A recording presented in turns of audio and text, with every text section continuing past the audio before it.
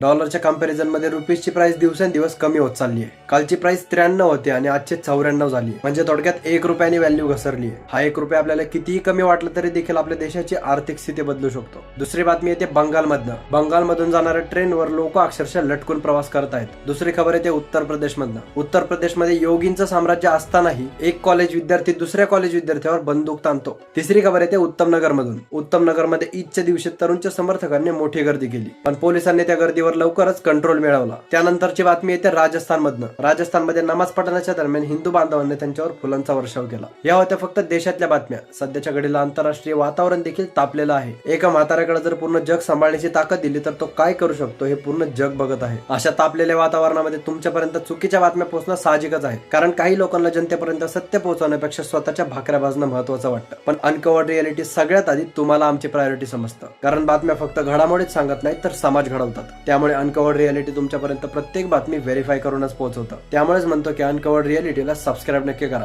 दिवसातली शेवटची बातमी. जपानमधील लोकांनी त्यांच्याच प्रधानमंत्र्याविरुद्ध प्रोटेस्ट केले. प्रोटेस्ट मागचं कारण असं होतं की त्यांच्या प्रधानमंत्री ट्रम्पला सपोर्ट करत होत्या, पण तिथल्या 82% लोकांचं असं म्हणणं आहे की जी वर चालू आहे ती चुकीची आहे. या होत्या मागील 24 तासातील सर्वात महत्त्वाच्या बातम्या, आणि अशा बातम्या मी रोज घेऊन येत असतो. हा व्हिडिओ जास्तीत जास्त लोकांपर्यंत शेअर करा, कारण तुमच्यासोबत तुमचे मित्रही अपडेट राहायला हवेत.